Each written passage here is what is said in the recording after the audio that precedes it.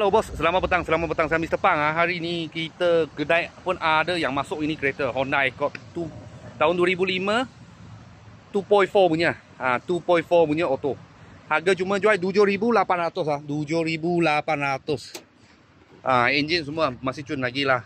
Masih cun, aircon ada sejuk. Cuma lower arm ada sikit bunyi saja. Sebab jual ini harga ini macam datang, ini macam pergilah. Okey. Ini dulu banyak hot punya Honda Accord. VTEC besar lah orang panggil. Cuma body cap tak cantik lah. Sebab second hand car biasa lah. Second hand car biasa. Dalam punya leather macam ni. Electronic seat, Android player pun ada. Okey, ke tengah sana. Semalam sudah test drive lah. Tunggu puspakom. Okey. Belakang macam ni.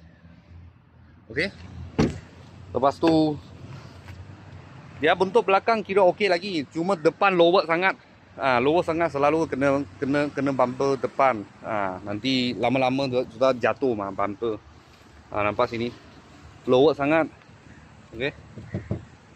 Tahun 2005 tahun 2005 Honda Accord 2.4. Harga jual harga cash 7,800 cash body. Kalau bos-bos dan kawan-kawan siapa tengah cari satu kereta yang VTEC besar. Okey, kita sini ada sebiji baru masuk aja. Sebiji aja. Banyak tak ada. Kalau ada apa murah-murah kereta, saya akan video lagi. Thank you bos, thank you.